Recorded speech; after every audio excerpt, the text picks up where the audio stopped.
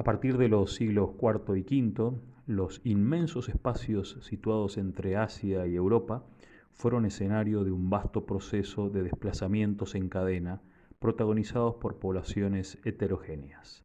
Aquel largo peregrinar coincidente con el colapso del Imperio Romano de Occidente se conoce como la época de las grandes migraciones de los pueblos, o, como se suele decir al adoptar el punto de vista romano, de las invasiones bárbaras.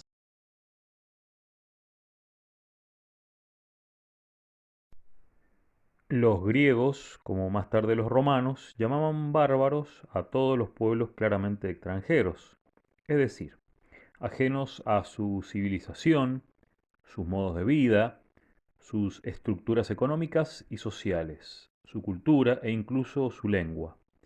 De hecho, a lo largo del imperio se consideró bárbaro al hombre de las estepas o de los bosques, nómada aún en los pueblos agricultores y en todo caso incapaz de asimilar la civilización grecorromana, esencialmente urbana.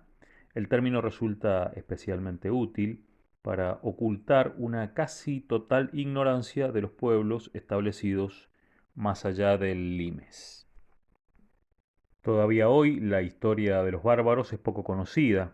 Incluso los nombres mismos son a veces inciertos. Con frecuencia, esos pueblos formaban amplias confederaciones inestables, compuestas por tribus de orígenes muy diversos que adoptaban el nombre del pueblo vencedor, del que se consideraban miembros, y lo abandonaban más tarde al variar la suerte de las armas. El proceso de expansión territorial de Roma llegará a su máxima extensión en el siglo II, con la conquista de la Dacia por el emperador Trajano. A partir del siglo III se inició una etapa de consolidación y organización de las áreas conquistadas, protegiendo las mismas de las amenazas externas. Una de las medidas fue generar un sistema de fortificación y defensa en las fronteras conocido como el limes, línea fronteriza bajo control militar según Tácito, con una extensión de 5.000 kilómetros desde la costa atlántica de Escocia, pasando por el Rin y el Danubio y los Cárpatos hasta el Mar Negro. Desde la actual Turquía, en la orilla meridional del Mar Negro, hasta el Mar Rojo, y desde allí, atravesando el norte de África, por el límite septentrional del desierto del Sahara hasta la costa atlántica de Marruecos. En su construcción hicieron alarde de sus extraordinarios conocimientos de ingeniería, levantando muros en piedra o madera y excavando grandes fosos defensivos, manteniendo una línea recta fronteriza que aún hoy en día es motivo de admiración, y aprovechando los límites naturales marcados por los ríos, el Rin, el Danubio o el Éufrates, o los desiertos como el Sahara o Siria, o montañas como los Cárpatos. Todo este sistema estaba protegido por un conjunto de fuertes fronterizos y torres de vigilancia, ubicados simétrica y estratégicamente con una estructura uniforme a lo largo del imperio, siempre teniendo en cuenta las características de cada lugar. El periodo comprendido entre los siglos III y V de la era cristiana se percibe en el ámbito historiográfico como una unidad bien definida y delimitada, conocida como Antigüedad tardía o Bajo Imperio.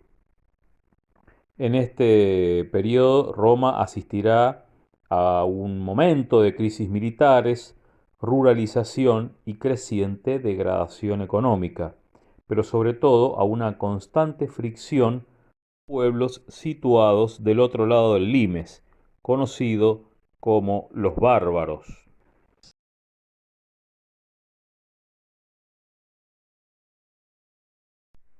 En los primeros siglos, el ejército imperial estaba compuesto fundamentalmente por soldados romanos, provenientes de todo el imperio, pero desde la época de Constantino y especialmente de Teodosio, se van integrando en él elementos bárbaros, debido a la extensión del limes y al hecho de que los romanos podían librarse de ellos mediante el pago de un rescate en metálico. Esta solución era bien vista por los emperadores y la apoyaron sin reserva, ya que eso les permitía contratar directamente las tropas que les interesaban y en los lugares donde se necesitaban. Teodosio favoreció la presencia masiva de bárbaros en sus ejércitos en calidad de federati.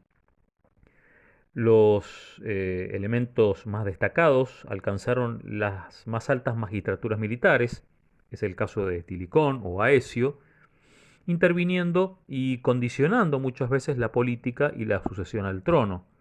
Se calcula que, en el momento de las invasiones, el ejército romano estaba compuesto por unos 200.000 efectivos repartidos por todo el limes, francos, godos, burgundios, sármatas, de todo menos romanos.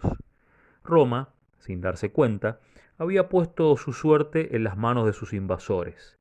Italia y Roma, en particular, emprendieron su rápido declive y pagaron el precio más alto con la desaparición del Imperio de Occidente. La ciudad, que en sus momentos de máximo esplendor había superado el millón de habitantes, en los siglos altomedievales vio reducida su población a unos 10.000, diseminados entre las imponentes ruinas del pasado.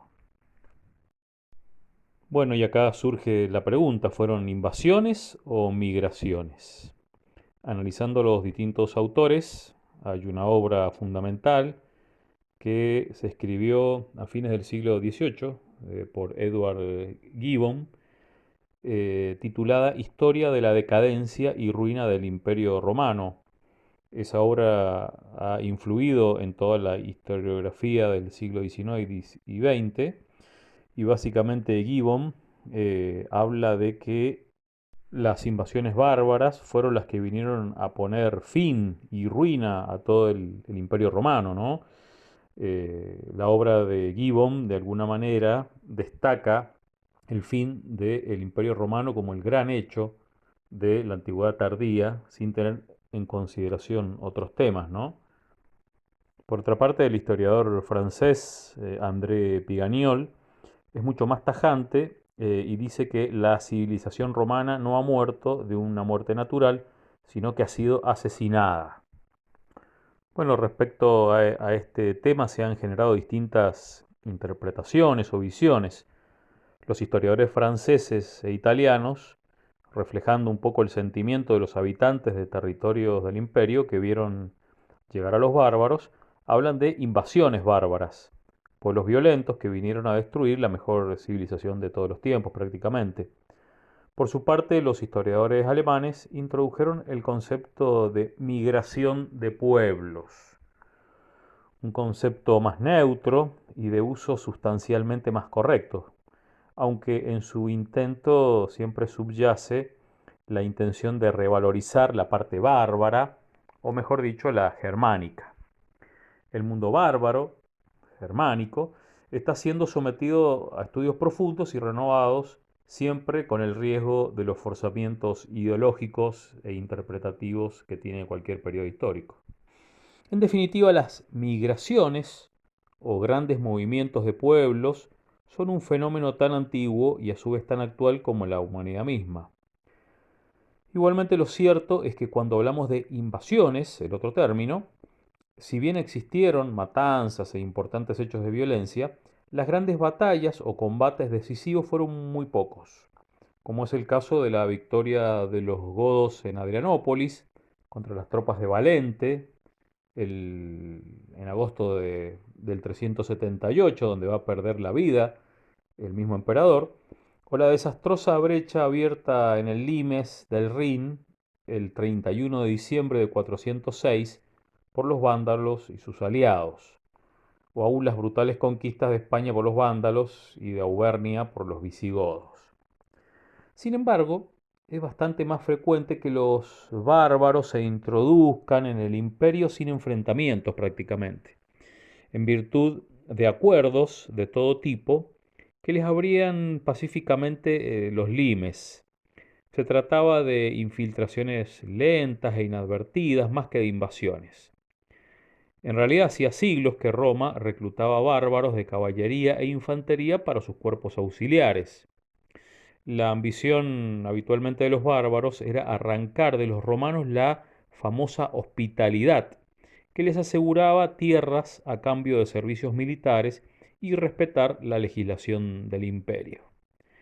De esta forma, tribus, poblados, pueblos enteros obtenían un foedus, esto es, un tratado que precisaba las condiciones de asentamiento de los confederados en tierras abandonadas o en dominio de los grandes propietarios romanos. Los bárbaros ya están dentro del imperio. Lentamente tendrán el control militar y finalmente el político. Ricimero se convertirá en un hacedor de emperadores. Otro como Orestes pondrá a su hijo, un niño, como emperador con el nombre de Rómulo Augustulo. Este será finalmente el último, ya que otro bárbaro como Odoacro asesinará a Orestes y pondrá fin a la ficción, nombrándose Rex y devolviendo las insignias imperiales a Oriente. Con este hecho simbólico, el Imperio Romano de Occidente ha caído.